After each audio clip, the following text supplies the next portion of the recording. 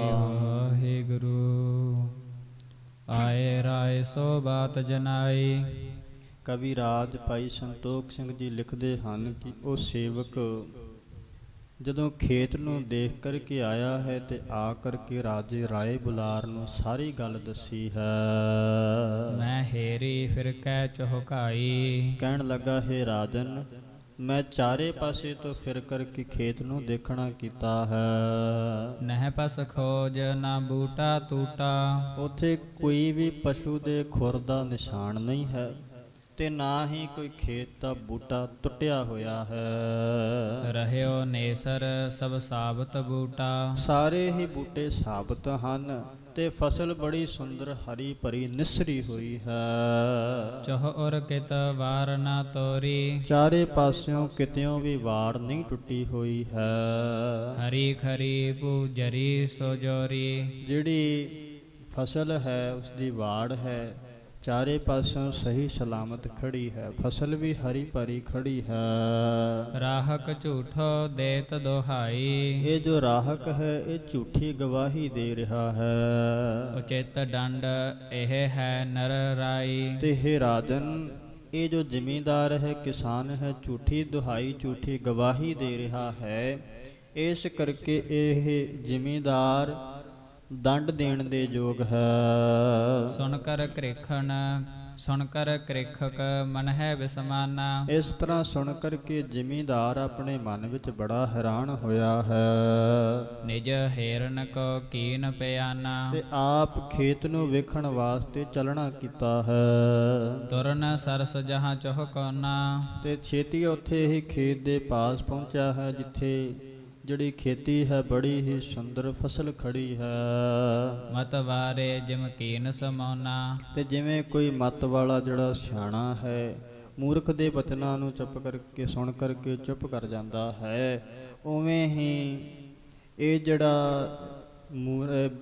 ਜਿਹੜਾ ਜ਼ਿਮੀਂਦਾਰ ਹੈ ਇਹ ਉਸ ਸੇਵਕ ਦੇ ਬਚਨਾਂ ਨੂੰ ਸੁਣ ਕੇ ਤੇ ਖੇਤੀ ਨੂੰ ਦੇਖ ਕਰਕੇ ਚੁੱਪ ਕਰ ਗਿਆ ਹੈ, ਕੁਝ ਬੋਲਿਆ ਨਹੀਂ ਹੈ। ਸਭ ਕੇਦਾਰ ਉਜਰਾ ਅਵਹੇਰੇ। ਤੇ ਕਹਿਣ ਲੱਗਿਆ, ਵਿਚਾਰ ਕੀਤੀ ਆਪਣੇ ਮਨ ਵਿੱਚ, ਹੁਣੇ ਤੇ ਸਾਰਾ ਖੇਤ ਉਜੜਿਆ ਹੋਇਆ ਵੇਖ ਕੇ ਗਿਆ ਸੀ। ਗਇਓ ਰਾਏ ਢਿਗ ਲਗੀ ਨਾ ਦੇਰੇ। ਤੇ ਹੁਣੇ ਰਾਜੇ ਦੇ ਪਾਸ ਗਿਆ, ਰਾਜੇ ਦੇ ਪਾਸ ਜਾਂਦਿਆਂ ਵੀ ਦੇਰ ਨਹੀਂ ਲੱਗੀ ਹੈ, ਮੈਨੂੰ ਕੋਈ ਬਾਹਲਾ ਸਮਾਂ ਨਹੀਂ ਹੋਇਆ ਹੈ। ਆਵਤ ਲੋ ਹਰਿਆਵਲ ਭਾਰੀ। ਤੇ ਜਿੰਨੇ ਚਿਰ ਨੂੰ ਮੈਂ ਆਇਆ ਆਉਂਦਿਆਂ ਤੱਕ ਫੇਰ ਹਰੀ ਭਰੀ ਹੋ ਗਈ, ਸਾਰੇ ਪਾਸੇ ਹਰਿਆਲੀ ਛਾ ਗਈ ਹੈ। ਭਇਓ ਨਾ ਕਾਰਨ ਜਾਤ ਵਿਚਾਰੀ। ਤੇ ਇਸ ਦਾ ਕੀ ਕਾਰਨ ਹੈ ਇਹ ਵਿਚਾਰਿਆ ਨਹੀਂ ਜਾ ਸਕਦਾ, ਮੇਰੀ ਸਮਝ ਦੇ ਵਿੱਚ ਨਹੀਂ ਆਉਣਾ ਕਰਦਾ ਹੈ। ਇਸ ਦਾ ਕੀ ਕਾਰਨ ਹੈ, ਏਡੀ ਛੇਤੀ ਹਰੀ ਭਰੀ ਕਿਵੇਂ ਹੋ ਗਈ ਹੈ। ਲੱਜਤ ਹੋਏ ਨਾ ਲਾਗਾ ਡਿਗਰਾਊ। ਤੇ ਇਸ ਤਰ੍ਹਾਂ ਸ਼ਰਮਿੰਦਾ ਹੋ ਕਰਕੇ ਫਿਰ ਦੁਬਾਰਾ ਰਾਜੇ ਦੇ ਪਾਸ ਨਹੀਂ ਗਿਆ ਹੈ। ਪਰਿਓ ਨਾ ਪ੍ਰਪਗ ਜਾਣ ਪ੍ਰਭਾਊ। ਤੇ ਸਤਿਗੁਰੂ ਜੀ ਦੇ ਪ੍ਰਤਾਪ ਨੂੰ ਜਾਣ ਕਰਕੇ ਸਤਿਗੁਰੂ ਜੀ ਦੇ ਚਰਨਾਂ ਦੇ ਵਿੱਚ ਨਹੀਂ ਡਿੱਗਣਾ ਕੀਤਾ ਹੈ। ਮੰਦ ਭਾ ਕਰਮ ਥੋ ਭਾਗ ਨਾ ਜਾਗਾ। ਤੇ ਮੰਦ ਭਾ ਕਰਮ ਥੋ, ਇਸ ਦੇ ਮਾੜੇ ਕਰਮ ਸਨ। ਇਸਨੇ ਸਤਿਗੁਰੂ ਜੀ ਦੀ ਪ੍ਰਤਾਪ ਦੇਖ ਕੇ, ਵਡਿਆਈ ਦੇਖ ਕਰਕੇ ਫਿਰ ਵੀ ਸਤਿਗੁਰੂ ਜੀ ਦੇ ਬਾਰੇ ਜਾਣਨਾ ਨਹੀਂ ਕੀਤਾ ਹੈ। ਸਤਿਗੁਰੂ ਜੀ ਦੇ ਚਰਨਾਂ ਤੇ ਪੈ ਕੇ ਨਮਸਕਾਰ ਨਹੀਂ ਕੀਤੇ, ਨਿਮਰਤਾ ਦੇ ਸਹਿਤ ਨਹੀਂ ਹੋਣਾ ਕੀਤਾ ਹੈ।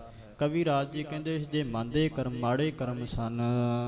ਬਿਸਮੈ ਹੋਏ ਖੇਤ ਅਨੁਰਾਗਾ। ਤੇ ਬਿਸਮੈ ਹੈਰਾਨ ਹੋ ਕਰਕੇ ਖੇਤ ਦੇ ਨਾਲ ਹੀ ਪ੍ਰੇਮ ਕਰ ਰਿਹਾ ਹੈ। ਸ੍ਰੀ ਨਾਨਕ ਕਾਲੂ ਪਿਤ ਸੰਗਾ। ਸ੍ਰੀ ਗੁਰੂ ਨਾਨਕ ਦੇਵ ਮਹਾਰਾਜ ਸਾਹਿਬ ਜੀ ਬਾਬਾ ਕਲਿਆਣ ਚੰਦ ਜੀ ਦੇ ਨਾਲ ਚਲੇ ਸਦਨ ਕੋ ਸਹਿਤ ਉਮੰਗਾ। ਬੜੇ ਉਤਸ਼ਾਹ ਦੇ ਨਾਲ, ਚਾਅ ਦੇ ਨਾਲ ਆਪਣੇ ਘਰ ਨੂੰ ਚਲੇ ਗਏ ਹਨ। ਭਇਓ ਖੇਤ ਰਖਵਾਰੋ ਝੂਠਾ। ਜੋ ਖੇਤ ਦਾ ਮਾਲਕ ਸੀ ਉਹ ਝੂਠਾ ਪੈ ਜਾਣਾ ਕੀਤਾ ਹੈ। ਜਹ ਕੋ ਮਿਹਖੀ ਖੇਤ ਹੈ ਮੂਠਾ। ਤੇ ਜਿਸ ਦੇ ਖੇਤ ਨੂੰ ਗਾਵਾਂ ਮੱਝਾਂ ਨੇ ਚਰਣਾ ਕੀਤਾ ਸੀ, ਉਹ ਜਿਹੜਾ ਜ਼ਿਮੀਂਦਾਰ ਹੈ ਸੱਚਿਆਂ ਹੁੰਦਿਆਂ ਹੋਇਆਂ ਵੀ ਝੂਠੇ ਪੈ ਜਾਣਾ ਕੀਤਾ ਹੈ। ਰਾਏ ਲਖਿਓ ਰਾਹਕ ਮਤਵਾਰਾ। ਤੇ ਰਾਜੇ ਨੇ ਜਾਣਿਆ ਕਿ ਇਹ ਜੋ ਜ਼ਿਮੀਂਦਾਰ ਹੈ ਇਹ ਮੂਰਖ ਹੈ। ਬਿਨ ਉਜਰੇ ਕਿਉ ਕਰੀ ਪੁਕਾਰਾ। ਤੇ ਜਦੋਂ ਇਸ ਦਾ ਖੇਤ ਉਜੜਿਆ ਹੀ ਨਹੀਂ ਸੀ ਤੇ ਇਸਨੇ ਸਾਡੇ ਪਾਸ ਪੁਕਾਰ ਕਿਉਂ ਕਰਨਾ ਕੀਤੀ ਹੈ, ਫਰਿਆਦ ਕਿਉਂ ਕੀਤੀ ਹੈ। ਪਛਤਾਪ ਆਪ ਪੁਨ ਕੀਨਾ। ਫਿਰ ਆਪ ਆਪਣੇ ਉੱਪਰ ਵੀ ਪਛਤਾਤਾਪ ਕੀਤਾ ਹੈ। ਮੈਂ ਪੁਰਖਾ ਕਹਿ ਕਿਉ ਪੈ ਦੀਨਾ। ਤੇ ਮੈਂ ਪਰੁੱਖਾ ਕੋੜਾ ਬੋਲ ਕਰਕੇ, ਕੋਟੇ ਬਚਨ ਕਰਕੇ ਉਹਨਾਂ ਨੂੰ ਡਰ ਕਿਉਂ ਦੇਣਾ ਕੀਤਾ ਹੈ। ਆਪਣੇ ਉੱਪਰ ਆਪਣੇ ਕੀਤੇ ਤੇ ਪਛਤਾਵਾ ਕਰਦਾ ਹੈ। ਅਸਵਿਦ ਸ੍ਰੀ ਨਾਨਕ ਜਗ ਸਾਈ। ਇਸ ਤਰ੍ਹਾਂ ਸ੍ਰੀ ਗੁਰੂ ਨਾਨਕ ਮਹਾਰਾਜ ਸਾਹਿਬ ਜੀ ਅਤਪੁਤ ਲੀਲ ਕਰਤ ਸੁਹਾਈ। ਅਦਭੁਤ ਲੀਲਾ ਕਰਦੇ ਹੋਏ ਨਿਤਾ ਪ੍ਰਤੀ ਸੋਭਾ ਪਾ ਰਹੇ ਹਨ। ਗੋ ਮਹਿ ਖਣ ਕੇ ਚਾਰਨ ਕਾਰਨ। ਗਾਵਾਂ ਮੱਝੀਆਂ ਨੂੰ ਚਾਰਨ ਵਾਸਤੇ ਨਿਤ ਬਨ ਜੈ ਹੈ ਬਿਪਤ ਵਿਦਾਰਨ। ਨਿਤਾ ਪ੍ਰਤੀ ਸਤਿਗੁਰੂ ਜੀ ਜੰਗਲ ਦੇ ਵਿੱਚ, ਬਨ ਦੇ ਵਿੱਚ ਜਾਣਾ ਕਰਦੇ ਹਨ। ਆਏ ਅਣਛਤ ਖੇਤ ਅਗਾਰੈ। ਜਿਹੜਾ ਵੀ ਕੋਈ ਅੱਗੇ ਖੇਤ ਆ ਜਾਣਾ ਕਰਦਾ ਹੈ ਅਨਿਛਤ ਹੀ, ਕੋਈ ਇੱਛਾ ਨਹੀਂ ਕਿ ਅੱਜ ਇਸ ਦੇ ਖੇਤ ਚਰਾਉਣਾ ਹੈ। ਜਿਹੜਾ ਵੀ ਅੱਗੇ ਸੁਭਾਵਿਕ ਹੀ ਖੇਤ ਆ ਜਾਵੇ ਉਸ ਦੇ ਵਿੱਚ ਹੀ ਗਾਵਾਂ ਮੱਝਾਂ ਨੂੰ ਵਾੜ ਦਿੰਦੇ ਹਨ। ਖਾਣ ਲਗ ਹੈ ਨਹਿ ਤਿਨਹਿ ਨਿਵਾਰੈ। ਤੇ ਸਤਿਗੁਰੂ ਜੀ ਉਹਨਾਂ ਨੂੰ ਰੋਕਦੇ ਨਹੀਂ। ਉਹ ਜਿਹੜੀਆਂ ਗਾਵਾਂ ਮੱਝਾਂ ਹਨ ਉਸੇ ਫਸਲ ਨੂੰ ਚਰਨ ਲੱਗ ਪੈਂਦੀਆਂ ਹਨ। ਇਸ ਵਿਦ ਕੇਤੇ ਖੇਤ ਨੇ ਪਾਤੇ। ਇਸ ਤਰ੍ਹਾਂ ਕਰਦਿਆਂ ਹੋਇਆਂ ਸਤਿਗੁਰੂ ਜੀ ਨੇ ਕਿਤਨੇ ਕੋ ਖੇਤ ਉਹਨਾਂ ਗਾਵਾਂ ਤੇ ਮੱਝਾਂ ਨੂੰ ਚਰਾ ਦਿੱਤੇ ਹਨ। ਪੁਨ ਭੇ ਤਸ ਰਾਹਕ ਬਿਨ ਜਾਤੇ। ਤੇ ਉਹਨਾਂ ਦੇ ਜ਼ਿਮੀਂਦਾਰਾਂ ਨੂੰ ਪਤਾ ਵੀ ਨਹੀਂ ਲੱਗਦਾ ਤੇ ਉਸੇ ਪ੍ਰਕਾਰ ਫੇਰ ਉਹ ਖੇਤ ਸਾਰੇ ਹਰੇ ਭਰੇ ਹੋ ਜਾਂਦੇ ਹਨ। ਸੋਭ ਹੈ ਸਭ ਸੁਰਪੀ ਤਨ ਪੀਨਾ। ਜਿਹੜੀਆਂ ਸੁਰਪੀ ਗਾਵਾਂ ਹਨ, ਮੱਝਾਂ ਹਨ, ਬੜੀਆਂ ਤਕੜੀਆਂ ਹੋ ਗਈਆਂ ਹਨ, ਸ਼ੋਭਦੀਆਂ ਹਨ। ਛੀਰ ਦੇਹ ਬਹੁ ਵੱਡ ਆਪੀ। ਤੇ ਬੜਾ ਹੀ ਛੀਰ ਦੇਹ ਦੁੱਧ ਦੇਣਾ ਕਰਦੀਆਂ ਹਨ, ਬਹੁਤ ਹੀ ਬਲਵਾਨ ਹੋ ਜਾਣਾ ਕੀਤੀਆਂ ਹਨ। ਦਿਨ ਪ੍ਰਤ ਮਾਖਨ ਹੋਤ ਸਵਾਇਆ। ਹੁਣ ਦਿਨਾਂ ਪ੍ਰਤੀ ਦਿਨ ਜਿਹੜਾ ਮੱਖਣ ਹੈ ਦੁੱਧ ਤੋਂ ਹੁੰਦਾ ਹੈ ਉਹ ਵੀ ਸਵਾ ਗੁਣਾ ਵਧਣ ਲੱਗ ਪਿਆ ਹੈ। ਕਾਲੂ ਹੇਰ ਹੇਰ ਹਰ ਖਾਇਆ। ਬਾਬਾ ਕਲਿਆਣ ਚੰਦ ਜੀ ਵੇਖ ਕਰਕੇ ਬੜੇ ਪ੍ਰਸੰਨ ਹੁੰਦੇ ਹਨ। ਵਾਸਨ ਵੱਡੇ ਮਾਹੇ ਤਦ ਪਾਈ। ਹੁਣ ਵੱਡੇ ਭਾਂਡੇ ਦੇ ਵਿੱਚ ਦੁੱਧ ਪਾਉਣ ਲੱਗ ਪਏ ਨੇ, ਦਹੀਂ ਪਾਉਣ ਲੱਗ ਪਏ ਹਨ। ਦਾਸੀ ਮਥ ਹੈ ਜੋਰ ਕਰ ਲਾਈ। ਤੇ ਜਿਹੜੀਆਂ ਦਾਸੀਆਂ ਹਨ ਹੁਣ ਜ਼ੋਰ ਲਾ ਕਰਕੇ ਤਾਕਤ ਦੇ ਨਾਲ ਦੁੱਧ ਨੂੰ ਰਿੜਕਣਾ ਕਰਦੀਆਂ ਹਨ। ਰਾਖ ਹੈ ਮਾਖਣ ਮਾਤ ਸਵਾਰੀ। ਮਾਤਾ ਜੀ ਮੱਖਣ ਨੂੰ ਸਵਾਰ ਕਰਕੇ ਰੱਖਦੇ ਹਨ। ਸੂਤ ਹੈ ਖੁਬਾਵਤ ਰੁਚ ਅਨੁਸਾਰੀ। ਆਪਣੇ ਪੁੱਤਰ ਨੂੰ ਬੜੀ ਇੱਛਾ ਦੇ ਨਾਲ, ਪ੍ਰੇਮ ਸ਼ਰਧਾ ਦੇ ਨਾਲ ਖਵਾਉਣਾ ਕਰਦੇ ਹਨ। ਬਤਸ ਬ੍ਰਿੰਦ ਬਪ ਪੁਸ਼ਟ ਸਹਾਏ। ਤੇ ਜਿਹੜੇ ਬਤਸ ਬੱਚੇ ਹਨ ਗਾਵਾਂ ਦੇ ਉਹ ਵੀ ਬੜੇ ਪੁਸ਼ਟ ਸੁਹਾਏ। ਉਹਨਾਂ ਦੇ ਸਰੀਰ ਜਿਹੜੇ ਹਨ ਬੜੇ ਹੀ ਹੱਟੇ ਕੱਟੇ ਹੋ ਜਾਣਾ ਕੀਤੇ ਨੇ, ਬਲਸ਼ਾਲੀ ਹੋ ਜਾਣਾ ਕੀਤੇ ਹਨ। ਪੈ ਪੀਵਹਿ ਬਹੁ ਰਹਿ ਅਗਾਏ। ਆਪਣੀਆਂ ਮਾਵਾਂ ਦਾ, ਗਾਵਾਂ ਦਾ ਦੁੱਧ ਪੀਂਦੇ ਹਨ ਤੇ ਬੜੇ ਰੱਜ ਕਰਕੇ ਰਹਿੰਦੇ ਹਨ। ਅਸਵਿਦ ਕਿੰਚਤ ਕਾਲ ਬਤਾਇਓ। ਇਸ ਤਰ੍ਹਾਂ ਸਤਿਗੁਰੂ ਜੀ ਨੇ ਕੁਝ ਕੁ ਸਮਾਂ ਬਤੀਤ ਕੀਤਾ ਹੈ। ਜੰਤਨ ਜੋਨ ਉਦਾਹਰਨ ਆਇਓ। ਕਿਤਨਾ ਹੀ ਸਮਾਂ ਇਸ ਤਰ੍ਹਾਂ ਸਤਿਗੁਰੂ ਜੀ ਨੇ ਬਤੀਤ ਕਰਨਾ ਕੀਤਾ ਹੈ ਜੋ ਜੰਤੂਆਂ ਦੇ, ਜੀਵਾਂ ਦੇ ਉਧਾਰ ਕਰਨ ਵਾਸਤੇ ਧਰਤੀ ਤੇ ਆਏ ਹੋਏ ਹਨ। ਸਵਈਆ ਕਰ ਬੰਦ ਉਬੈ ਕਰ ਬੰਦ ਗੁਰੂ। ਸੁਖ ਕੰਦ ਸਦਾ ਦੁਖ ਦੁੰਦ ਨੈ ਕਦੂ। ਕਵੀ ਰਾਜ ਭਾਈ ਸੰਤੋਖ ਸਿੰਘ ਜੀ ਹੁਣ ਅਗਲਾ ਅਧਿਆਇ ਆਰੰਭ ਕਰਨ ਤੋਂ ਪਹਿਲਾਂ ਮੰਗਲ ਉਚਾਰਨ ਕਰਦੇ ਹਨ, ਕਿਰਪਾ ਕਰਦੇ ਹਨ। ਕਰ ਬੰਦ ਉਬੈ ਕਰ ਬੰਦ ਗੁਰੂ। ਹੇ ਸਤਿਗੁਰੂ ਜੀ ਮੈਂ ਦੋਵੇਂ ਹੱਥ ਜੋੜ ਕਰਕੇ ਆਪ ਜੀਆਂ ਨੂੰ ਨਮਸਕਾਰ ਕਰਦਾ ਹਾਂ। ਆਪ ਜੀ ਸੁਖ ਕੰਦ ਸਦਾ ਸਦਾ ਸੁੱਖਾਂ ਦੇ ਮੁੱਢ ਹੋ, ਸੁੱਖ ਦੇਣ ਵਾਲੇ ਹੋ। ਦੁੱਖ ਦੁੰਦ ਨਿਕੰਦੂ, ਦੁੱਖਾਂ ਨੂੰ, ਰੋਗਾਂ ਨੂੰ ਕੱਟਣ ਵਾਲੇ ਹੋ। ਅਰਵਿੰਦ ਪਦੰ ਮਨ ਹੋ ਮਲੰਦ। ਜੋ ਮੋਹ ਕੋ ਮੂਲ ਵਿਨਾਸ਼ ਬਲੰਦੂ। ਆਪ ਜੀਆਂ ਦੇ ਅਰਵਿੰਦ ਪਦੰ ਸੁੰਦਰ ਚਰਨ ਕਮਲ ਜਿਹੜੇ ਹਨ, ਮਨ ਹੋ ਮਲਿੰਦ, ਜਿਹੜਾ ਸਾਡਾ ਮਨ ਮੈਲਾ ਹੋ ਰਿਹਾ ਹੈ, ਜੋ ਮੋਹ ਕੋ ਮੂਲ ਵਿਨਾਸ਼, ਜੋ ਮੋਹ ਦੇ ਸਹਿਤ ਹੈ। ਆਪ ਜੀ ਉਸ ਮੋਹ ਦੇ ਮੂਲ ਨੂੰ ਸਾਡੇ ਮਨ ਦੇ ਹੰਕਾਰ ਨੂੰ, ਮਨ ਦੀ ਮੈਲ ਨੂੰ ਆਪ ਜੀਆਂ ਦੇ ਚਰਨ ਕਮਲ ਨਾਸ਼ ਕਰਨ ਵਾਲੇ ਹਨ। ਉੱਡ ਦਵਨ ਬ੍ਰਿੰਦ ਦਿਵਾਕਰ ਸੋ ਵਿਸਆ ਤਪ ਕੋ ਜੋ ਸੀਤਲ ਜੰਦੂ। ਉੱਡ ਦੰਬਨ ਬ੍ਰਿੰਦ ਦਿਵਾਕਰ ਸੋ, ਆਪ ਜੀਆਂ ਦੇ ਜਿਹੜੇ ਚਰਨ ਕਮਲ ਹਨ, ਉੱਡ ਦੰਬਨ ਬ੍ਰਿੰਦ, ਪਖੰਡ ਰੂਪੀ ਤਾਰਿਆਂ ਨੂੰ ਨਿਵਾਰਨ ਵਾਲੇ, ਦੂਰ ਕਰਨ ਵਾਲੇ, ਨਾਸ਼ ਕਰਨ ਵਾਲੇ।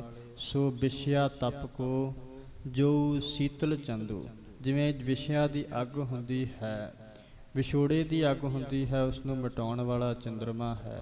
ਉਸ ਤਰ੍ਹਾਂ ਚੰਦਰਮਾ ਦੇ ਸਮਾਨ ਆਪ ਜੀਆਂ ਦੇ ਜਿਹੜੇ ਚਰਨ ਕਮਲ ਹਨ, ਸਾਡੇ ਵਿਸ਼ਿਆਂ ਦੀ ਅੱਗ ਨੂੰ ਨਿਵਾਰਨ ਵਾਲੇ ਹਨ, ਦੂਰ ਕਰਨ ਵਾਲੇ ਹਨ। ਸਮੁਦਾਇ ਵਿਗਣ ਵਿਨਾਸ਼ਨ ਜੋ ਨਿਜ ਦਾਸਨ ਕੋ ਵਰਦਾਇ ਆਨੰਦੂ। ਸਮੁਦਾਇ ਵਿਗਨ ਵਿਨਾਸ਼ਨ ਜੋ, ਜਿਹੜੇ ਵਿਗਨਾਂ ਦੇ ਸਮੂਹ ਨੂੰ ਨਿਵਾਰਨ ਕਰਨ ਵਾਲੇ ਹਨ, ਦੂਰ ਕਰਨ ਵਾਲੇ ਹਨ, ਅਤੇ ਆਪਣੇ ਦਾਸਾਂ ਨੂੰ, ਆਪਣੇ ਸੇਵਕਾਂ ਨੂੰ ਸ੍ਰੇਸ਼ਟ ਵਰ ਦੇਣ ਵਾਲੇ ਹਨ, ਸ੍ਰੇਸ਼ਟ ਆਨੰਦ ਦੀ ਦਾਤ ਬਖਸ਼ਿਸ਼ ਕਰਨ ਵਾਲੇ ਹਨ।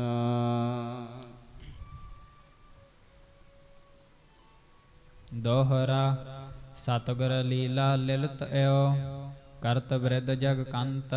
ਇਸ ਤਰ੍ਹਾਂ ਕਰਦੇ ਹੋਏ ਸਤਿਗੁਰੂ ਜੀ ਲੀਲਾ ਕਰਦੇ ਹੋਏ ਸੰਸਾਰ ਦੇ ਉੱਪਰ ਸਤਿਗੁਰੂ ਸ੍ਰੀ ਗੁਰੂ ਨਾਨਕ ਮਹਾਰਾਜ ਸਾਹਿਬ ਜੀਆਂ ਦਾ ਸਰੀਰ ਹੌਲੀ ਹੌਲੀ ਵੱਧ ਰਿਹਾ ਹੈ। ਪਰ ਫੁਲਤ ਕਲ ਫੂਲ ਸੋ ਸੋ ਪਤ ਰਿਤੂ ਬਸੰਤ। ਸਤਿਗੁਰੂ ਜੀ ਸੁੰਦਰ ਕਮਲ ਦੇ ਸਮਾਨ ਇਹ ਸੰਸਾਰ ਦੇ ਅੰਦਰ ਸ਼ੋਭਾ ਪਾ ਰਹੇ ਹਨ। ਚੌਪਈ ਸੁੰਦਰ ਮਿਰਦੁਲ ਸਦਲ ਤਰ ਰਾਜੀ। ਜਿਹੜੇ ਸੁੰਦਰ ਦਰਖਤ ਹਨ, ਸਦਲ ਪੱਤਿਆਂ ਦੇ ਸਮੇਤ ਹਨ, ਸ਼ੋਭਾ ਪਾ ਰਹੇ ਹਨ। ਵਰਨ ਵਰਨ ਬਰ ਉਪਮਾ ਛਾਜੀ। ਤੇ ਵਰਨ ਵਰਨ ਬੜੇ ਅਨੇਕਾਂ ਰੰਗਾਂ ਦੀ, ਸੁੰਦਰ ਸੁੰਦਰ ਰੰਗਾਂ ਦੀ ਉਪਮਾ ਜਿਹੜੀ ਵਡਿਆਈ ਹੈ ਉੱਥੇ ਛਾਈ ਹੋਈ ਹੈ ਬਸੰਤ ਰੁੱਤ ਦੇ ਵਿੱਚ। ਜਨ ਬਸੰਤ ਨਿਜ ਸੈਨ ਸੰਘਾਰੀ। ਕਵੀ ਰਾਜ ਕਿਰਪਾ ਕਰਦੇ ਹਨ ਜਿਵੇਂ ਮੰਨੋ ਬਸੰਤ ਨੇ ਆਪਣੀ ਫੌਜ ਤਿਆਰ ਕੀਤੀ ਹੋਵੇ। ਜੀਤਨ ਜੇ ਬਿਰਹੇ ਨਰ ਨਾਰੀ। ਜਿਹੜੇ ਬਿਰਹੀ ਵਿਛੋੜੇ ਤੇ ਸਹਿਤ ਮਨੁੱਖ ਤੇ ਇਸਤਰੀਆਂ ਹਨ, ਉਹਨਾਂ ਦੇ ਵਿਛੋੜੇ ਨੂੰ ਹਰਨ ਵਾਸਤੇ, ਉਹਨਾਂ ਨੂੰ ਜਿੱਤਣ ਵਾਸਤੇ ਬਸੰਤ ਰੁੱਤ ਨੇ ਆਪਣੀ ਇਹ ਫੌਜ ਤਿਆਰ ਕਰਨਾ ਕੀਤੀ ਹੋਵੇ, ਇਸ ਤਰ੍ਹਾਂ ਪ੍ਰਤੀਤ ਹੁੰਦਾ ਹੈ। ਸਭ ਪਲਾਸ ਤੇ ਪਾਤ ਨੇ ਪਾਤੀ। ਸਭ ਪਲਾਸ ਤੇ ਪਾਤ ਨਿਪਾਤੀ। ਸਾਰਿਆਂ ਦਰਖਤਾਂ ਤੋਂ ਜਿਹੜੇ ਪੁਰਾਣੇ ਪੱਤੇ ਹਨ ਟੁੱਟ ਚੁੱਕੇ ਹਨ। ਫੂਲੈ ਫੂਲ ਲਾਲ ਭਲ ਪਾਤੀ। ਤੇ ਬੜੇ ਹੀ ਸੁੰਦਰ ਅਨੇਕਾਂ ਰੰਗਾਂ ਦੇ ਜਿਹੜੇ ਫੁੱਲ ਹਨ, ਫੁੱਲਦੇ ਹਨ, ਸ਼ੋਭਾ ਪਾਉਂਦੇ ਹਨ। ਮਨਹੁ ਸੋ ਪਟ ਪਟ ਰੰਗਨ ਰਾਂਗੇ। ਮਨ ਨੂੰ ਇਸ ਤਰ੍ਹਾਂ ਪ੍ਰਤੀਤ ਹੁੰਦਾ ਹੈ ਕਿ ਸਪਟ ਜਿਹੜੇ ਸ੍ਰੇਸ਼ਟ ਸੂਰਮੇ ਹਨ, ਉਹਨਾਂ ਨੇ ਅਨੇਕ ਪ੍ਰਕਾਰ ਦੇ ਰੰਗਾਂ ਦੇ ਸੁੰਦਰ ਬਸਤਰ ਪਹਿਨੇ ਹੋਣ। ਚੜੇ ਜੁਦ ਕਰ ਆਰਨ ਵਾਗੇ। ਮਾਨੋ ਲਾਲ ਰੰਗ ਦੇ ਬਸਤਰ ਪਾ ਕਰਕੇ ਯੁੱਧ ਕਰਨ ਵਾਸਤੇ ਚੜੇ ਹੋਣਾ ਕਰਨ, ਇਸ ਤਰ੍ਹਾਂ ਪ੍ਰਤੀਤ ਹੁੰਦਾ ਹੈ। ਆਵਰ ਮੋਰ ਬਿਖ ਆਨੰਦ ਜਾਸੂ। ਆਂਬਰ ਮੋਰ ਪਿਖ, ਅੰਬ ਦਾ ਜੋ ਬੂਰ ਹੈ ਉਸ ਨੂੰ ਦੇਖ ਕਰਕੇ ਆਨੰਦ ਜਾਸੂ, ਜਿਹੜਾ ਆਨੰਦ ਆਉਣਾ ਕਰਦਾ ਹੈ, ਜਿਸ ਦੇ ਵਿੱਚ ਬਹੁਤ ਹੀ ਆਨੰਦ ਹੈ। ਕੂਕਤ ਕੋਕਲ ਕਲਰਵ ਤਾਸੂ। ਉਸ ਅੰਬ ਦੇ ਬੂਰਾਂ ਨੂੰ ਦੇਖ ਕਰਕੇ, ਕੋਕਲ ਨਾਮ ਹੈ ਕੋਇਲ ਦਾ, ਕੋਇਲਾਂ ਜਿਹੜੀਆਂ ਹਨ ਕੂਕਦੀਆਂ ਹਨ। ਕਲ ਰਵ ਤਾਸੂ, ਬੜੀ ਹੀ ਸੁੰਦਰ ਆਵਾਜ਼ ਕਰਦੀਆਂ ਹਨ। ਜਨ ਬਸੰਤ ਕੀ ਦੇਤ ਸੋ ਦੁਹਾਈ। ਮਨੋ ਇਸ ਪ੍ਰਕਾਰ ਪ੍ਰਤੀਤ ਹੁੰਦਾ ਹੈ ਕਿ ਬਸੰਤ ਰੁੱਤ ਦੇ ਆਉਣ ਦੀ ਦੁਹਾਈ ਦੇਣਾ ਕਰਦੀਆਂ ਹਨ, ਗਵਾਹੀ ਦਿੰਦੀਆਂ ਹਨ। ਮਾਨਨ ਦੇਸ ਜੇ ਮਾਨ ਕਢਾਈ। ਜਿਹੜੇ ਮਨੁੱਖ ਤੇ ਇਸਤਰੀਆਂ ਵਿਛੋੜੇ ਦੇ ਸਹਿਤ ਹਨ, ਉਹਨਾਂ ਨੂੰ ਮਾਨ ਦੇਸ਼ ਦੇ ਵਿੱਚੋਂ ਕੱਢਣ ਵਾਸਤੇ ਪੁਸਪਨ ਕੀ ਮਕਰੰਦ ਨਿਹਾਰੀ। ਪੁਸ਼ਪਨ ਕੀ ਮਕਰੰਦ ਨਿਹਾਰੀ। ਪੁਸ਼ਪਨ ਫੁੱਲਾਂ ਦੀ ਸੁਗੰਧੀ ਨੂੰ ਦੇਖ ਕਰਕੇ, ਫੁੱਲਾਂ ਦੇ ਰਸ ਨੂੰ ਦੇਖ ਕਰਕੇ। ਤਹ ਪਰ ਮਦ ਕਰ ਕਰਤ ਗੁੰਝਾਰੀ। ਉਸ ਦੇ ਉੱਪਰ ਜਿਹੜੇ ਭੌਰੇ ਹਨ ਮੰਡਰਾਉਣਾ ਕਰਦੇ ਹਨ। ਜਨ ਬਸੰਤ ਨ੍ਰਿਪ ਆਗੇ ਬੀਨਾ। ਜਿਵੇਂ ਮੰਨਣਾ ਕਰੋ ਕਿ ਬਸੰਤ ਰੁੱਤ ਰਾਜੇ ਦੀ ਨਿਆਈ ਹੈ ਤੇ ਇਹ ਸਾਰੇ ਹੀ ਜਿਵੇਂ ਰਾਜੇ ਦੇ ਅੱਗੇ ਕੋਈ ਜਦੋਂ ਰਾਜਾ ਨਿਕਲਦਾ ਹੈ ਤੇ ਕੋਈ ਨਗਾਰੇ ਵਜਾਉਂਦਾ ਹੈ, ਕੋਈ ਕਿਸੇ ਪ੍ਰਕਾਰ ਦੇ ਨਾਦ ਵਜਾਉਣਾ ਕਰਦਾ ਹੈ। ਜਿਹੜੇ ਭੱਟ ਹਨ ਉਹ ਭੱਟ ਆਪਣੀਆਂ ਕਵਿਤਾਵਾਂ ਬਣਾ ਕਰਕੇ ਗਾਉਂਦੇ ਹਨ, ਢਾਡੀ ਵਾਰਾਂ ਗਾਉਂਦੇ ਹਨ। ਉਸੇ ਪ੍ਰਕਾਰ ਮਨੋ ਇਸ ਤਰ੍ਹਾਂ ਪ੍ਰਤੀਤ ਹੁੰਦਾ ਹੈ ਕਿ ਬਸੰਤ ਰੁੱਤ ਰਾਜੇ ਦੇ ਅੱਗੇ ਸਾਰੇ ਹੀ ਨਾਦ ਵਜਾਉਣਾ ਕਰਦੇ ਹਨ। ਗਾਏ ਵਜਾਵਹਿ ਗੁਣੀ ਪ੍ਰਵੀਨਾ। ਜਿਹੜੇ ਸਿਆਣੇ ਇਹ ਬਸੰਤ ਰੁੱਤ ਦੇ ਲੱਛਣ ਹਨ, ਜਿੰਨੇ ਵੀ ਦਰਖਤ ਹਨ, ਫਲ ਹਨ, ਫੁੱਲ ਹਨ, ਕੋਇਲਾਂ ਹਨ, ਸਾਰੇ ਹੀ ਮਨ ਬਸੰਤ ਰੁੱਤ ਰਾਜੇ ਦੇ ਅੱਗੇ ਸੁੰਦਰ ਗੀਤਾਂ ਨੂੰ ਗਾਇਨ ਕਰਦੇ ਹੋਣ, ਸੁੰਦਰ ਕਵਿਤਾਵਾਂ ਬਣਾ ਕਰਕੇ ਗਾਉਂਦੇ ਹੋਣ, ਸੁੰਦਰ ਵਾਜਿਆਂ ਨੂੰ ਵਜਾਉਂਦੇ ਹੋਣ। ਲਲਤ ਵਿਹੰਗ ਬੋਲਹਿ ਬਾਣੀ। ਤੇ ਬੜੇ ਹੀ ਸੁੰਦਰ ਪੰਛੀ ਹਨ ਜੋ ਆਪਣੀ ਬਾਣੀ, ਆਪਣੀ ਭਾਸ਼ਾ ਅੰਦਰ ਆਵਾਜ਼ ਕਰਦੇ ਹਨ। ਜਨ ਬੰਦੀ ਜਨ ਕਿਰਤ ਗਾਨੇ। ਜਨ ਬੰਦੀ ਜਨ ਕੀਰਤ ਗਾਨੇ। ਜਨ ਬੰਦੀ ਜਨ ਕੀਰਤ ਗਾਨੇ। ਜਿਵੇਂ ਮਨੋ ਭੱਟਾਂ ਨੇ ਸਤਿਗੁਰੂ ਜੀ ਦੀ ਵਡਿਆਈ ਕਰਨਾ ਕੀਤੀ ਹੋਵੇ। ਜਿਹੜੇ ਭੱਟ ਹਨ ਜਿਵੇਂ ਕੋਈ ਰਾਜੇ ਦੀ ਵਡਿਆਈ ਕਰਨਾ ਕਰਦੇ ਹਨ। ਸੀਤਲ ਮੰਦ ਸੁਗੰਧ ਸਮੀਰਾ। ਠੰਡੀ ਸੁਗੰਧੀ ਵਾਲੀ ਤੇ ਹੌਲੀ ਹੌਲੀ ਮੱਠੀ ਮੱਠੀ ਹਵਾ ਜੋ ਹੈ ਚੱਲਣਾ ਕਰਦੀ ਹੈ। ਮਾਨਨ ਬਿਰਹਨ ਕਰਤ ਅੰਧੀਰਾ। ਜੋ ਮਾਨਣ ਵਿਛੋੜੇ ਵਾਲੀਆਂ ਇਸਤਰੀਆਂ ਨੂੰ ਅਧੀਰਾ ਧੀਰਜ ਤੋਂ ਰਹਿਤ ਕਰਨਾ ਕਰਦੀ ਹੈ। ਸੈਂਤ ਸਿਆਣ ਸਰੋਣਤ ਪੁਨ ਪੀਤਾ। ਫਿਰ ਇਸੇ ਪ੍ਰਕਾਰ ਸ਼ਵੇਤ, ਚਿੱਟੇ, ਸਿਆਮ, ਕਾਲੇ, ਸਰੋਣਤ, ਲਾਲ ਤੇ ਪੀਲੇ ਰੰਗ ਦੇ ਬਿਗਸੈ ਕੁਸਮ ਨਵੀਨੀ ਰੀਤਾ। ਨਵੀਂ ਰੁੱਤ ਦੇ ਅਨੁਸਾਰ ਬੜੇ ਹੀ ਅਨੇਕ ਤਰ੍ਹਾਂ ਦੇ ਫੁੱਲ ਖਿੜਨਾ ਕੀਤੇ ਹਨ। ਤਰ ਸਾਖਾ ਪਰ ਮੰਜਰੀ ਸੋਹੀ। ਤਰ ਸ਼ਾਖਾ ਦਰਖਤਾਂ ਦੀਆਂ ਟਾਹਣੀਆਂ ਤੇ ਮੰਜਰੀ ਮੁੰਜਰਾਂ ਸ਼ੋਭਦੀਆਂ ਹਨ। ਮਨਹੁ ਧਰੀਕ ਲੱਗੀ ਮਨ ਮੋਹੀ। ਮਨੋਂ ਇਸ ਪ੍ਰਕਾਰ ਪ੍ਰਤੀਤ ਹੁੰਦਾ ਹੈ ਦਰਖਤਾਂ ਨੇ ਮਨ ਨੂੰ ਮੋਹਿਤ ਕਰਨ ਵਾਲੀ ਕਲਗੀ ਆਪਣੇ ਸ਼ੀਸ਼ ਦੇ ਉੱਪਰ ਧਾਰਨ ਕੀਤੀ ਹੋਵੇ। ਅਸਵਿਤ ਜਾਹੇ ਬਣ ਵੱਡ ਸਭ ਧਾਰੀ। ਇਸ ਪ੍ਰਕਾਰ ਸਾਰੀ ਬਨਾਸਪਤੀ ਨੇ ਬੜੀ ਹੀ ਸ਼ੋਭਾ ਧਾਰਨ ਕੀਤੀ ਹੈ। ਬਿਰਚਤ ਤਹ ਨਾਨਕ ਸੁਖਕਾਰੀ। ਉੱਥੇ ਸ੍ਰੀ ਗੁਰੂ ਨਾਨਕ ਦੇਵ ਮਹਾਰਾਜ ਸਾਹਿਬ ਜੀ ਸੁੱਖਾਂ ਦੇ ਕਾਰਨ ਵਿਚਰਦੇ ਹਨ, ਫਿਰ ਰਹੇ ਹਨ। ਮਾਸ ਵਿਸਾਖ ਵਿਖੈ ਗੁਣ ਏਨਾ। ਵਿਸਾਖ ਦੇ ਮਹੀਨੇ ਦੇ ਅੰਦਰ ਗੁਣਾਂ ਦੇ ਘਰ ਸਤਿਗੁਰੂ ਸ੍ਰੀ ਗੁਰੂ ਨਾਨਕ ਦੇਵ ਜੀ ਚਾਰ ਹੈ ਤਹਾਂ ਮਹਿਖ ਪੁਨ ਤੇਨਾ। ਤੇ ਉੱਥੇ ਗਾਵਾਂ ਅਤੇ ਮੱਝਾਂ ਨੂੰ ਚਾਰਣਾ ਕਰਦੇ ਹਨ। ਮਿਰਦੁਲ ਰਹਿਤ ਜੇ ਤਰਨ ਨਵੀਨਾ। ਜਿਹੜੇ ਮ੍ਰਿਦੁਲ ਰਹਿਤ, ਜਿਹੜੇ ਕੋਮਲ ਅਤੇ ਹਰਤ, ਹਰੇ ਰੰਗ ਦੇ ਹਰੇ ਭਰੇ ਨਵੇਂ ਨਵੇਂ ਘਾਹ ਹਨ। ਦੇਖ ਚਰਾਵਹਿ ਦਾਨੀ ਦੀਨਾ। ਸਤਿਗੁਰੂ ਜੀ ਦੀਨਾਂ ਤੇ ਦਇਆ ਕਰਨ ਵਾਲੇ ਸ੍ਰੀ ਗੁਰੂ ਨਾਨਕ ਦੇਵ ਮਹਾਰਾਜ ਸਾਹਿਬ ਜੀ ਉਹ ਹਰਾ ਤੇ ਕੋਮਲ ਨਵਾਂ ਘਾਹ ਦੇਖ ਕਰਕੇ ਗਾਵਾਂ ਤੇ ਮੱਝਾਂ ਨੂੰ ਚਰਾਉਣਾ ਕਰਦੇ ਹਨ। ਜਵਾਸੁਰ ਜਗ ਜਾਮ ਬਤੋਤਾ। ਜਦੋਂ ਦਿਨ ਦੇ 2 ਪਹਿਰ ਬਤੀਤ ਹੋਏ ਹਨ। ਮਾਰ ਦੰਡ ਕੀ ਚੰਡ ਦੇਵਤਾ। ਤੇ ਮਾਰਤੰਡ ਜੋ ਸੂਰਜ ਦੀ ਧੁੱਪ ਹੈ ਉਸ ਦੀ ਤਪਸ਼ ਬਹੁਤ ਹੀ ਤੇਜ਼ ਹੋ ਗਈ ਹੈ। ਸ਼ਰਮਤ ਕਛਕ ਹੋਏ ਕਰ ਅਲਸਾਏ। ਸਤਿਗੁਰੂ ਜੀ ਕੁਝ ਕੁ ਥੱਕ ਕਰਕੇ ਤੇ ਥਕਾਵਟ ਦੇ ਸਹਿਤ ਹੋ ਕਰਕੇ ਆਲਸ ਦੇ ਸਹਿਤ ਹੋ ਗਏ ਹਨ। ਚਾਰਤ ਧੈਨ ਟਿਕੈ ਇਕ ਥਾਏ। ਗਾਵਾਂ ਮੱਝਾਂ ਨੂੰ ਚਾਰਦੇ ਹੋਏ ਇੱਕ ਸਥਾਨ ਤੇ ਸਤਿਗੁਰੂ ਜੀ ਟਿਕ ਗਏ ਹਨ। ਭਿਖ ਕਰ ਵਰਤਰ ਵਰ ਕੀ ਛਾਇਆ। ਸੁੰਦਰ ਸ੍ਰੇਸ਼ਟ ਦਰਖਤ ਦੇਖ ਕਰਕੇ ਉਸ ਦੀ ਛਾਇਆ ਦੇਖ ਕਰਕੇ ਸੈਨ ਕਰਨ ਹਿਤ ਚਿਤ ਬਿਰਮਾਇਆ। ਸਤਿਗੁਰੂ ਜੀ ਨੇ ਉੱਥੇ ਆਰਾਮ ਕਰਨ ਵਾਸਤੇ ਆਪਣੇ ਹਿਰਦੇ ਵਿੱਚ ਇੱਛਾ ਕੀਤੀ ਹੈ। ਮੰਦ ਸੁਗੰਧ ਸੀਤ ਬਹਿ ਪਉਨਾ। ਠੰਡੀ ਹੌਲੀ ਹੌਲੀ ਮੱਠੀ ਮੱਠੀ ਸੁਗੰਧੀ ਵਾਲੀ ਜੋ ਹਵਾ ਹੈ ਚੱਲ ਰਹੀ ਹੈ। ਮਿਰਦੁਲ ਸੋਦਲ ਲੈ ਕੀਨ ਬਿਛੋਨਾ। ਸਤਿਗੁਰੂ ਜੀ ਨੇ ਕੋਮਲ ਜੋ ਪੱਤੇ ਹਨ, ਕੋਮਲ ਪੱਤਿਆਂ ਦੀ ਛਾਂ ਦੇ ਹੇਠ ਇੱਕ ਬਸਤਰ ਲੈ ਕਰਕੇ ਵਿਛਾਉਣਾ ਕੀਤਾ ਹੈ। ਤਾਂ ਪਰ ਵਸਤਰ ਵਿਛਾਇਓ ਸਵੈਤਾ। ਉਸ ਦੇ ਉੱਪਰ ਸਤਿਗੁਰੂ ਜੀ ਨੇ ਇੱਕ ਚਿੱਟਾ ਬਸਤਰ ਵਿਛਾਇਆ ਹੈ। ਓਡ ਰਹੇ ਪੁਨ ਕਿਰਪਾਨ ਕੇਤਾ। ਫਿਰ ਸਤਿਗੁਰੂ ਸ੍ਰੀ ਗੁਰੂ ਨਾਨਕ ਦੇਵ ਮਹਾਰਾਜ ਕਿਰਪਾ ਦੇ ਘਰ ਉਸ ਚਿੱਟੇ ਵਿਛਾਏ ਬਸਤਰ ਦੇ ਉੱਪਰ ਆਰਾਮ ਕਰਨ ਵਾਸਤੇ ਲੇਟ ਗਏ ਹਨ। ਭਏ ਨੀਂਦ ਬਸ ਮੁੰਦਰਿਤ ਲੋਚਨ। ਸਤਿਗੁਰੂ ਜੀ ਨੇ ਆਪਣੇ ਨੇਤਰਾਂ ਨੂੰ ਮੁੰਦਰਿਤ ਬੰਦ ਕਰ ਲਿਆ ਹੈ ਤੇ ਨੀਂਦ ਦੇ ਵਸ ਹੋ ਗਏ ਹਨ। ਕਰੁਣਾ ਖਾਨ ਜੇ ਸੋਚ ਵਿਮੋਚਨ। ਜਿਹੜੇ ਕਰੁਣਾ ਦੀ ਕਿਰਪਾ ਦੀ ਖਾਨ ਹਨ ਤੇ ਚਿੰਤਾਵਾਂ ਨੂੰ ਨਾਸ਼ ਕਰਨ ਵਾਲੇ ਹਨ। ਖਟ ਘਟ ਕਾ ਜਬ ਸੋਤੇ ਬੀਤੀ। ਜਦੋਂ 6 ਘੜੀਆਂ ਸੁੱਤਿਆਂ ਹੋਇਆਂ ਸਤਿਗੁਰੂ ਜੀ ਨੂੰ ਬਤੀਤ ਹੋ ਗਈਆਂ ਹਨ।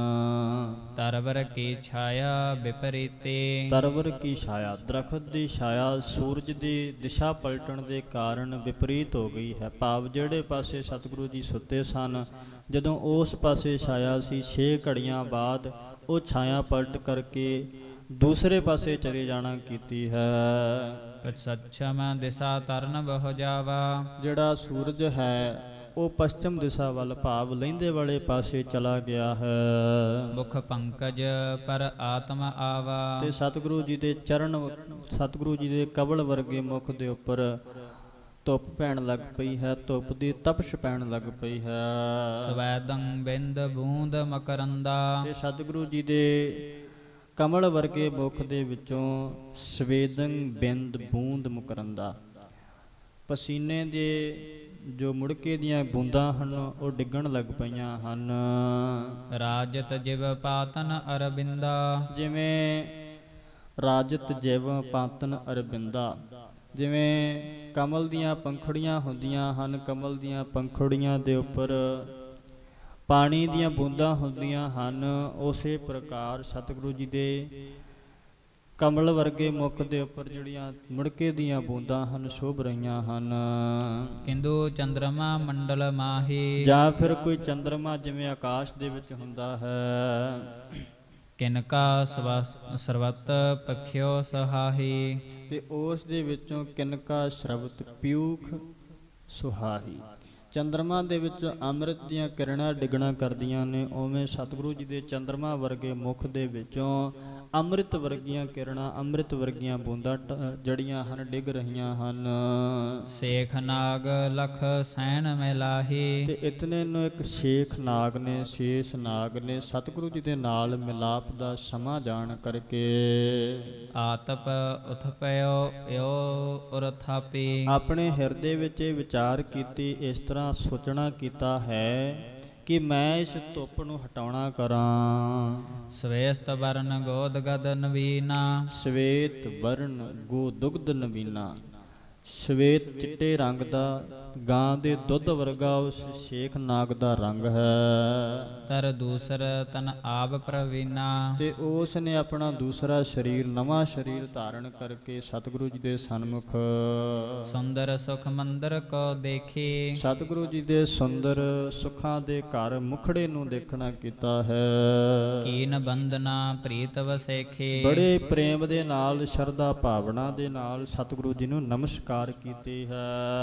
ਵਹੋਰੋ ਤੀਨ ਪ੍ਰਦਛਨਾ ਦੀਨੀ। ਤੇ ਫੇਰ 3 ਪ੍ਰਦਛਨਾ ਦੀਨੀ। ਉਸ ਸ਼ੇਖ ਨਾਗ ਨੇ ਸਤਿਗੁਰੂ ਜੀ ਦੇ ਆਲੇ ਦੁਆਲੇ 3 ਪਰਿਕਰਮਾ ਕੀਤੀਆਂ ਹਨ। ਸੀਸ ਦਿਸ਼ਾ ਨਿਜ ਇਸ ਥਿਤ ਕੀਨੇ। ਫਿਰ ਆਪਣੇ ਆਪ ਨੂੰ ਸਤਿਗੁਰੂ ਜੀ ਦੇ ਸ਼ੀਸ਼ ਵਾਲੇ ਪਾਸੇ ਟਿਕਾਉਣਾ ਕੀਤਾ ਹੈ। ਹੇਤ ਛਾਓ ਕੇ ਬਨ ਵਿਸਥਾਰਾ। ਸਤਿਗੁਰੂ ਜੀ ਦੇ ਸ਼ੀਸ਼ ਤੇ ਸਰੀਰ ਦੇ ਉੱਪਰ ਛਾਂ ਕਰਨ ਵਾਸਤੇ ਆਪਣੇ ਫਣ ਦਾ ਵਿਸਥਾਰ ਕੀਤਾ ਹੈ, ਫੈਲਾਓ ਕੀਤਾ ਹੈ।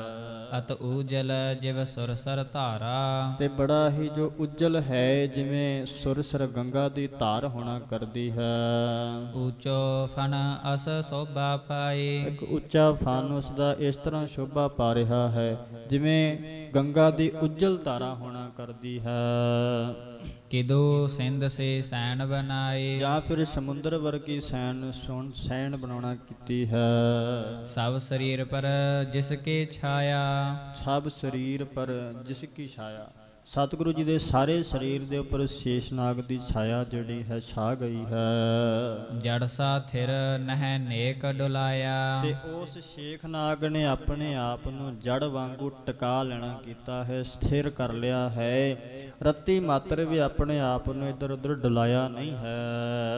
ਅਸਵਿਦ ਕਿੰਚਤ ਕਾਲ ਬਤੀਤਾ। ਇਸ ਤਰ੍ਹਾਂ ਕਿਤਨਾ ਕੁ ਸਮਾਂ ਬਤੀਤ ਹੋਇਆ ਹੈ। ਕੀਏ ਛਾਓ ਅਤ ਹਰਖਤ ਚੀਤਾ। ਸਤਿਗੁਰੂ ਜੀ ਦੇ ਸਰੀਰ ਦੇ ਉੱਪਰ ਛਾਂ ਕਰਕੇ ਜਿਹੜਾ ਸ਼ੇਖਨਾਗ ਹੈ ਬੜਾ ਪ੍ਰਸੰਨ ਹੋ ਰਿਹਾ ਹੈ ਆਪਣੇ ਹਿਰਦੇ ਵਿੱਚ।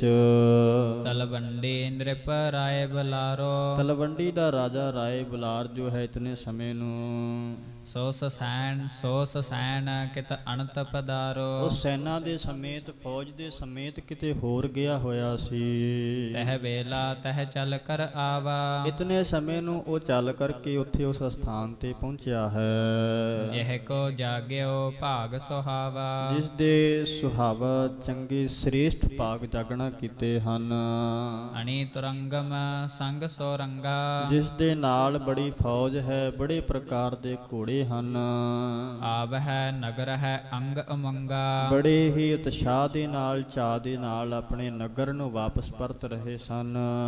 ਦੇਖ ਨਾਗ ਕੋ ਕੀਆ ਅਨਮਾਨਾ, ਤੇ ਉਸ ਨੇ ਇਸ ਨਾਗ ਨੂੰ ਵੱਡੇ ਦੇਖ ਕਰਕੇ ਆਪਣੇ ਹਿਰਦੇ ਵਿੱਚ ਇਸ ਤਰ੍ਹਾਂ ਅਨੁਮਾਨ ਲਗਾਇਆ ਹੈ। ਉਜਲ ਪਟ ਆਤਮ ਤੈ ਤਾਨਾ, ਕਿਸੇ ਨੇ ਜਿਵੇਂ ਧੁੱਪ ਦੇ ਕਾਰਨ ਕੋਈ ਚਿੱਟੇ ਰੰਗ ਦਾ ਵਸਤਰ ਇਧਰ ਤਾਨਿਆ ਹੋਵੇ। ਤਰਵਰ ਕੀ ਛਾਇਆ ਬਰ ਤਿਆਗੀ, ਤੇ ਤਰਵਰ ਦੀ ਜੋ ਸ੍ਰੇਸ਼ਟ ਦਰਖਤ ਦੀ ਛਾਂ ਹੈ ਉਸ ਨੂੰ ਛੱਡ ਕਰਕੇ ਉਲਟ ਪਾਸੇ ਕਿਸੇ ਨੇ ਕਿ ਚਿੱਟੇ ਵਸਤਰ ਦਾ ਇਸ ਤਰ੍ਹਾਂ ਚਿੱਟੇ ਵਸਤਰ ਨੂੰ ਤਾਨਣਾ ਕੀਤਾ ਹੋਵੇ।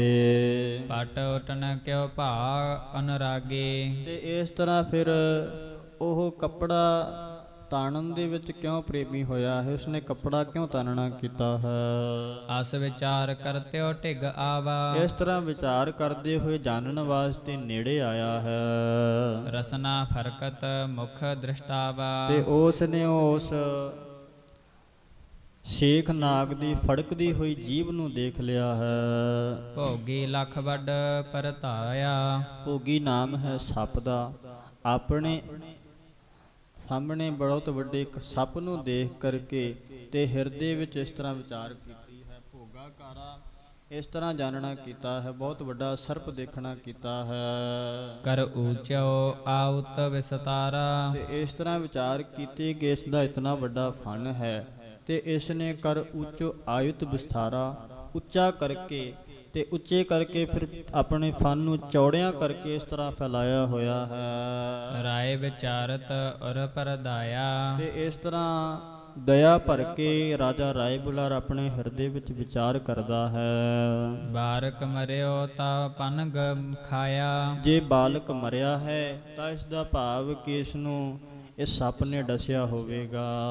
ਜੇ ਜੀਵਤ ਇਹੋ ਕੋ ਤੇ ਅਵਤਾਰੀ, ਜੇ ਇਹ ਬਾਲਕ ਜਿਉਂਦਾ ਹੈ ਤੇ ਇਸ ਦਾ ਭਾਵ ਹੈ ਕਿ ਬਾਲਕ ਕੋਈ ਅਵਤਾਰ ਹੈ। ਸਰਪ ਸਵੇਤ ਜਹ ਸੇਵਾਕਾਰੀ, ਜਿਸ ਦੀ ਸੇਵਾ ਦੇ ਵਿੱਚ ਚਿੱਟੇ ਰੰਗ ਦਾ ਸ਼ੇਖ ਨਾਗ ਲੱਗਿਆ ਹੋਇਆ ਹੈ, ਜਿਸ ਦੀ ਸੇਵਾ ਕਰਨ ਵਾਸਤੇ ਇਹ ਚਿੱਟੇ ਰੰਗ ਦਾ ਸ਼ੇਖ ਨਾਗ ਆਉਣਾ ਕੀਤਾ ਹੈ। ਹੀਰਨ ਹਿਤ ਭ੍ਰਿਤ ਨਿਕਟ ਪਠਾਇਆ, ਤੇ ਉਥੇ ਵੇਖਣ ਵਾਸਤੇ ਆਪਣੇ ਇੱਕ ਦਾਸ ਨੂੰ, ਆਪਣੇ ਇੱਕ ਨੌਕਰ ਨੂੰ ਉਸ ਸਰਪ ਦੇ ਪਾਸ ਭੇਜਣਾ ਕੀਤਾ ਹੈ। ਤਬ ਜੀ ਮੰਗ ਪਾਤਾਲ ਸਦਾਇਆ, ਉਦੋਂ ਹੀ ਜਿਹੜਾ ਪੰਨਗ ਨਾਗ ਹੈ, ਸ਼ੇਖ ਨਾਗ ਹੈ, ਸੇਵਕ ਨੂੰ ਵੇਖ ਕਰਕੇ ਤੇ ਪਤਾਲ ਦੇ ਵਿੱਚ ਚਲਾ ਗਿਆ ਹੈ। ਪੁਨਗਾ ਤੋਰ ਤੁਰੰਗਮ ਰਾਓ, ਤੇ ਫਿਰ ਰਾਜਾ ਰਾਏ ਬੁਲਾਰ ਆਪਣੇ ਘੋੜੇ ਨੂੰ ਤੋਰ ਕਰਕੇ ਤੇ ਉੱਥੇ ਉਸ ਬਾਲਕ ਦੇ ਪਾਸ ਜਾਣਾ ਕੀਤਾ ਹੈ।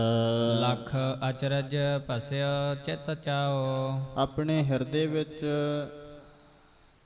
ਅਚਰਜ ਹੈਰਾਨੀ ਜਾਣ ਕਰਕੇ, ਹੈਰਾਨੀ ਦੇ ਸਹਿਤ ਹੋ ਕਰਕੇ ਪਸਯਨ ਚਿਤ ਚਾਓ, ਸਤਿਗੁਰੂ ਜੀ ਨੂੰ ਉਸ ਬਾਲਕ ਨੂੰ ਦੇਖਣ ਦਾ ਹਿਰਦੇ ਵਿੱਚ ਚਾਅ ਹੈ। ਨਿਕਟ ਗਏ ਸੁਨ ਪੁਸਕਰ ਸੇ, ਨਿਕਟ ਗਏ ਸੁਨ ਖਰਕਾ ਖੁਰਕੋ, ਤੇ ਜਦੋਂ ਪਾਸ ਗਿਆ ਹੈ ਤੇ ਘੋੜੇ ਦੀ ਖੁਰ ਦਾ ਆਵਾਜ਼ ਸੁਣ ਕਰਕੇ ਸਤਿਗੁਰੂ ਸ੍ਰੀ ਗੁਰੂ ਨਾਨਕ ਦੇਵ ਮਹਾਰਾਜ ਤਨ ਸੁਚੇਤ ਭਾਵ ਬੇਦੀ ਵਰਕੋ, ਉਸ ਸਮੇਂ ਘੋੜੇ ਦੀ ਖੁਰ ਦਾ ਆਵਾਜ਼ ਸੁਣ ਕਰਕੇ ਸ੍ਰੀ ਗੁਰੂ ਨਾਨਕ ਦੇਵ ਮਹਾਰਾਜ ਸਾਹਿਬ ਜੀਆਂ ਦਾ ਜੋ ਸਰੀਰ ਹੈ ਉਹ ਸੁਚੇਤ ਹੋ ਗਿਆ ਹੈ।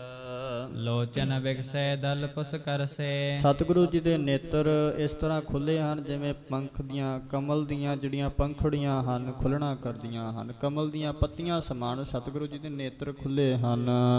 ਮੇਚਕ ਤਾਰੇ ਬਰਮਦ ਕਰ ਸੇ, ਤੇ ਉਹਨਾਂ ਦੇ ਵਿੱਚ ਜਿਹੜੇ ਮੇਚਕ ਕਾਲੇ ਤਾਰੇ, ਜਿਹੜੇ ਤਾਰਿਆਂ ਦੇ ਸਮਾਨ ਸਤਿਗੁਰੂ ਜੀ ਦੇ ਅੱਖਾਂ ਦੇ ਜੋ ਪੁਤਲੀਆਂ ਹਨ, ਬਾਰ ਮਦ ਕਰਸੋ ਸ੍ਰੇਸ਼ਟ ਭੌਰਿਆਂ ਦੀ ਨਿਆਈ ਹਨ। ਢੀਗ ਢਿਗ ਅਰੂੜ ਨਿਵਾਏ ਕਿਨ ਕੀਓ ਬੰਦਨ। ਤੇ ਉਦੋਂ ਜਦੋਂ ਰਾਜਾ ਰਾਏ ਬੁਲਾਰ ਸਤਿਗੁਰੂ ਜੀ ਦੇ ਪਾਸ ਚੱਲ ਕਰਕੇ ਆਇਆ ਹੈ ਤੇ ਸਤਿਗੁਰੂ ਜੀ ਨੇ ਰਾਜੇ ਰਾਏ ਬੁਲਾਰ ਨੂੰ ਆਪਣੇ ਤੋਂ ਵੱਡਿਆਂ ਜਾਣ ਕਰਕੇ, ਦੂਸਰਾ ਰਾਜਾ ਜਾਣ ਕਰਕੇ ਨਮਸਕਾਰ ਕੀਤੀ ਹੈ। ਭੀਰ ਪਟਨ ਕੇ ਸੰਗ ਸੁਹਾਏ। ਜਿਹੜਾ ਕਿ ਭੀਰ ਬਹੁਤੇ ਹੀ ਪਟਨ ਕੇ ਸੂਰਮਿਆਂ ਦੀ ਫੌਜ ਦੇ ਨਾਲ ਹੈ, ਸ਼ੋਭਾ ਪਾ ਰਿਹਾ ਹੈ। ਉਠ ਤਵ ਸਿਰ ਨਿਵਾਏ ਕੀਓ ਵੰਦਨ। ਉੱਠ ਕੇ ਸਤਿਗੁਰੂ ਜੀ ਨੇ ਉਹਦਾ ਫਿਰ ਸਿਰ ਨਵਾ ਕਰਕੇ ਨਮਸਕਾਰ ਕੀਤੀ ਹੈ ਰਾਜਾ ਰਾਏ ਬੁਲਾਰ ਨੂੰ। ਜੋ ਕਲ ਮਲ ਕਲ ਕਾਲ ਨਿਕੰਦਨ। ਜਿਹੜੇ ਸਤਿਗੁਰੂ ਜੀ ਕਲਯੁਗ ਦੇ ਸਮੇਂ ਅੰਦਰ ਪਾਪਾਂ ਦਾ ਨਾਸ਼ ਕਰਨ ਵਾਲੇ ਹਨ। ਪਰਪਾਲਕ ਦ੍ਰਤ ਉਤਰ ਤਰੰਗਾ। ਔਰ ਪਾਲਕ ਜਿਹੜਾ ਨਗਰ ਦਾ ਰਾਜਾ ਹੈ, ਭਾਵ ਰਾਜਾ ਰਾਏ ਬੁਲਾਰ ਹੈ, ਛੇਤੀ ਦੇ ਨਾਲ ਆਪਣੇ ਘੋੜੇ ਤੋਂ ਉਤਰਿਆ ਹੈ। ਪਰ ਰੰਬਨ ਗਰ ਸੰਗ ਉਮੰਗਾ। ਪਰ ਰੰਬਨ ਸਤਿਗੁਰੂ ਜੀ ਨੂੰ ਆਪਣੀ ਗਲਵੱਕੜੀ ਦੇ ਵਿੱਚ ਲਿਆ ਹੈ, ਬੜੇ ਉਤਸ਼ਾਹ ਦੇ ਨਾਲ, ਚਾਅ ਦੇ ਨਾਲ। ਸਾਦਰ ਸੋ ਨਿਜ ਭਰ ਕਰ ਕੰਨਿਆ। ਤੇ ਫੇਰ ਬੜੇ ਸਤਿਕਾਰ ਦੇ ਨਾਲ ਆਪਣੀਆਂ ਬਾਹਾਂ ਦੇ ਵਿੱਚ ਭਰ ਕਰਕੇ ਝੂਮਤ ਮਸਤਕ ਖੁਸ਼ੀ ਸੋ ਕਨੀਆਂ। ਸਤਿਗੁਰੂ ਜੀ ਨੇ ਮਸਤਕ ਨੂੰ ਬੜੀ ਖੁਸ਼ੀ ਦੇ ਨਾਲ, ਬੜੇ ਪ੍ਰੇਮ ਦੇ ਨਾਲ, ਬੜੇ ਉਤਸ਼ਾਹ ਦੇ ਨਾਲ ਚੁੰਮਣ ਲੱਗ ਪਿਆ ਹੈ। ਅਧੀਨ ਮਨ ਕਰ ਬਹੁ ਭਾਓ। ਤੇ ਬੜੇ ਹੀ ਪ੍ਰੇਮ ਕਰਕੇ, ਸਤਿਗੁਰੂ ਜੀ ਦੇ ਨਾਲ ਪ੍ਰੇਮ ਹੋਣ ਕਰਕੇ ਅਧੀਨ ਹੋ ਗਿਆ ਹੈ, ਧੀਰਜ ਤੋਂ ਰਹਿਤ ਹੋ ਗਿਆ ਹੈ, ਬੜਾ ਨਿਮਰਤਾ ਸਹਿਤ ਹੋ ਗਿਆ ਹੈ। ਜਾਣਿਓ ਇਹ ਅਵਤਾਰ ਪ੍ਰਭਾਓ। ਤੇ ਇਸ ਤਰ੍ਹਾਂ ਜਾਣਿਆ ਹੈ ਕਿ ਇਹ ਕੋਈ ਅਵਤਾਰ ਦਾ ਪ੍ਰਭਾਵ ਹੈ, ਇਹ ਕੋਈ ਅਵਤਾਰੀ ਪੁਰਸ਼ ਹੈ। ਬਹੁਰ ਨਾ ਮਨ ਕਬ ਕੀ ਨ ਡਲਾਓ। ਫਿਰ ਆਪਣੇ ਮਨ ਨੂੰ ਕਦੇ ਵੀ ਡਲਾਉਣਾ ਨਹੀਂ ਕੀਤਾ ਹੈ। ਥਿਰ ਕਰ ਸਰਦਾ ਤਾ ਦਿਨ ਗਾਓ। ਤੇ ਉਸ ਦਿਨ ਸਤਿਗੁਰੂ ਜੀ ਦੇ ਉੱਪਰ ਸ਼ਰਧਾ ਧਾਰਨ ਕਰਕੇ ਆਪਣੇ ਨਗਰ ਨੂੰ, ਆਪਣੇ ਮਹਿਲ ਨੂੰ ਚਲੇ ਜਾਣਾ ਕੀਤਾ ਹੈ। ਪਰਮੇਸ਼ਰ ਸਮਸਾਜ ਇਨਸਾਨ ਜਾਣ ਸੋ ਜਾਣਾ। ਤੇ ਪਰਮੇਸ਼ਰ ਦੇ ਸਮਾਨ ਸਤਿਗੁਰੂ ਜੀ ਨੂੰ ਅੰਤਰਜਾਮੀ ਜਾਣ ਕਰਕੇ, ਪਰਮੇਸ਼ਰ ਦਾ ਅਵਤਾਰ ਜਾਣ ਕਰਕੇ ਆਪਣੇ ਮਹਿਲਾਂ ਦੇ ਵਿੱਚ ਰਾਜਾ ਰਾਏ ਬੁਲਾਰ ਚਲਾ ਗਿਆ ਹੈ। ਮਨ ਕਰ ਬੰਦ ਹੈ ਬੰਦ ਰਾਜਾਨਾ। ਤੇ ਮਨ ਕਰਕੇ ਸਤਿਗੁਰੂ ਜੀ ਦੇ ਚਰਣਾ ਕਮਲਾਂ ਤੇ ਸਤਿਗੁਰੂ ਜੀ ਨੂੰ ਨਮਸਕਾਰਾਂ ਕਰਦਾ ਹੈ। ਰੁਕਿਓ ਕੰਠ ਪਰ ਪੂਰਨ ਪ੍ਰੇਮਾ। ਕੰਠ ਜਿਹੜਾ ਹੈ, ਗਲਾ ਹੈ, ਰੁਕ ਗਿਆ ਹੈ, ਬਾਣੀ ਗਦਗਦ ਹੋ ਚੁੱਕੀ ਹੈ ਤੇ ਹਿਰਦੇ ਵਿੱਚ ਪਰਿਪੂਰਨ ਪ੍ਰੇਮ ਵੱਧ ਗਿਆ ਹੈ। ਬੋਲ ਨਾ ਸਕਿਓ ਉਚਿਤ ਭਾਖੇਮਾ। ਤੇ ਸਤਿਗੁਰੂ ਜੀ ਦੇ ਸਾਹਮਣੇ ਕੁਝ ਬੋਲ ਨਹੀਂ ਸਕਿਆ ਹੈ, ਮੁਖ ਦੇ ਵਿੱਚੋਂ ਬੋਲ ਨਹੀਂ ਨਿਕਲਦੇ ਹਨ, ਮੁਕਤੀ ਦੇ ਕਲਿਆਣ ਦੇ ਲਾਇਕ ਹੋ ਗਿਆ ਹੈ। ਗਾਤ ਰੰਗ ਚੜ ਪੁਲਕਤ ਅੰਗਾ। ਫਿਰ ਘੋੜੇ ਦੇ ਉੱਪਰ ਚੜ ਕਰਕੇ ਜਾਣਾ ਕੀਤਾ ਹੈ, ਰੁਮਾਵਲੀ ਖੜੀ ਹੋ ਗਈ ਹੈ, ਬਾਣੀ ਗਦਗਦ ਹੋ ਚੁੱਕੀ ਹੈ। ਬੈਠਿਓ ਸਦਨ ਹੈ ਸੰਗ ਉਮੰਗਾ। ਤੇ ਫਿਰ ਆਪਣੇ ਘਰ ਦੇ ਵਿੱਚ ਜਾ ਕਰਕੇ ਬੈਠਿਆ ਹੈ ਬੜੇ ਉਤਸ਼ਾਹ ਚਾਹ ਦੇ ਨਾਲ। ਹਿਰਦੈ ਮਨੋਰਥ ਸਾਰ ਵਿਚਾਰੈ। ਜਿਹੜਾ ਹਿਰਦੇ ਦਾ ਮਨੋਰਥ ਹੈ, ਹਿਰਦੇ ਦੇ ਮਨੋਰਥ ਦੀ ਸਾਰ ਨੂੰ ਵਿਚਾਰਦਾ ਹੈ। ਇਹ ਮਮ ਭਵ ਬੰਧਨ ਨਿਰਵਾਰੈ। ਇਸ ਤਰ੍ਹਾਂ ਵਿਚਾਰ ਕਰਦਾ ਹੈ ਕਿ ਇਹ